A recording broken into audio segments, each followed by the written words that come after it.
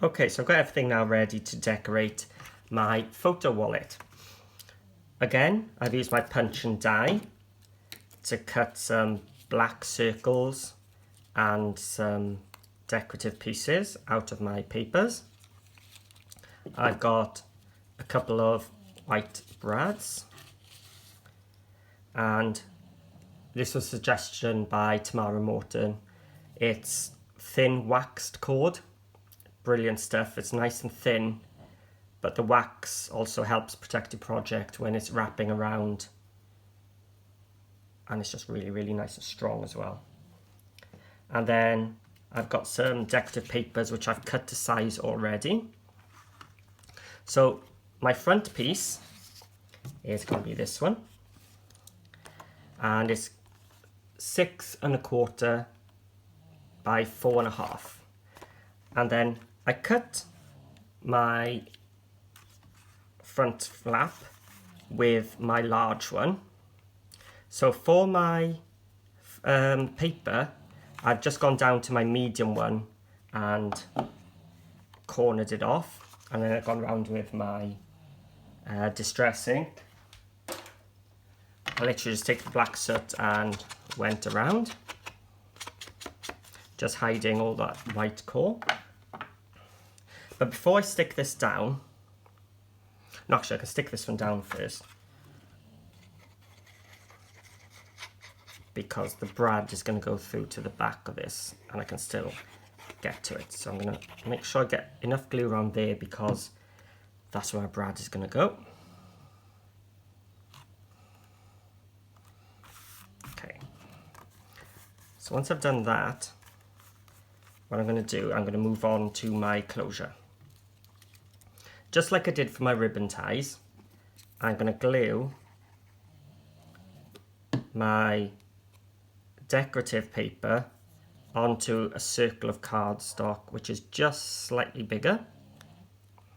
But this time, what I'm going to do, because we're going to have the cord and everything going around and round, I'm going to add a second circle onto the back. So there's one, and then I want one for the bottom as well.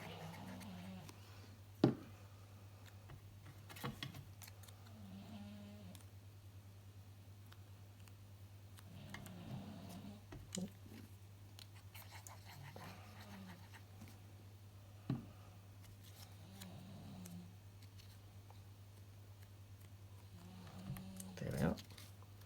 That's for the other one. So I'm going to look then where I'm going to want it. So I'm just going to bring a piercing tool or a brado, and I'm just going to make a hole in the center, and I'm going to take my brad through. I'm going to work out where I'm going to want it. Actually, what I'll do, how high up. So I want it, the hole to be 1 inch up from my paper. So my lid is 6 1/2, which means 3 1/4 is halfway.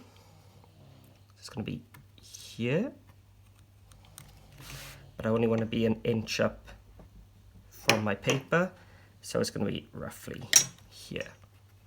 That's where I want to make my hole. I'm just going to take the brad now through and open it out nice and flat. So that's the top part done. I'm now going to go on to the inside. So this piece is going to go here, and it measures 6 1/4 by 4 3/4.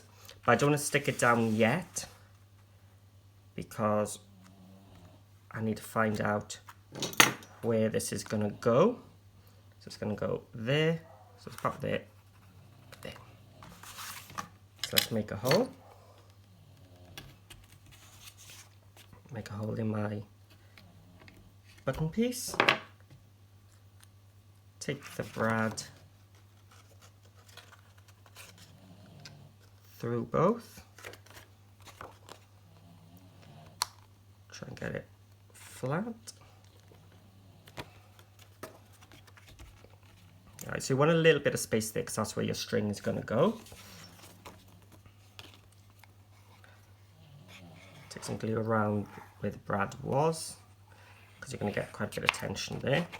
If you're going to put some double-sided tape over the top, you can do that. That'll strengthen it too.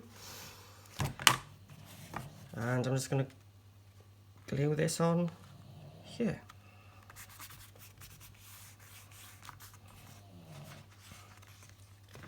And then we're just going to cover the inside. So this piece is exactly the same as that one. So it's 6 1/4 by 4 1/2.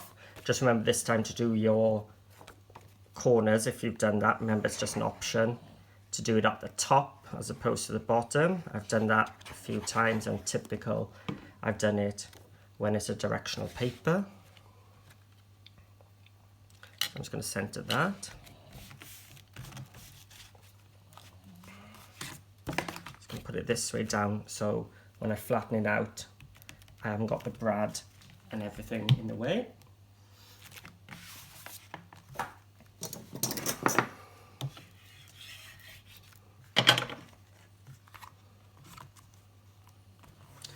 And then this inside piece, as long as it's 6 1/4 long, doesn't matter how deep it is, I've gone for 3 inches.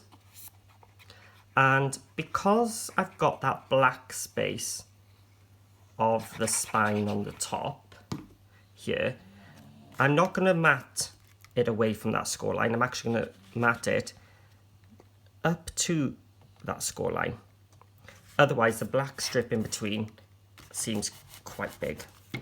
This tool is really good because it gets in to it all. So that's all the matting and layering. Up to you how you do it. If you want to decorate with more things, go ahead. And then I'm just taking my wax cord and I'm going to knot it underneath and do a second knot as well. I'm just going to take my scissors in underneath, trim off that little excess piece. Now it's up to you now how long you want this cord. Do you want to go up and down 2 or 3 times?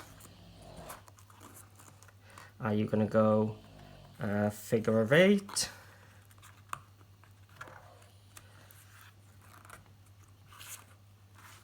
As soon as you've got your length, that's all you do is trim it off.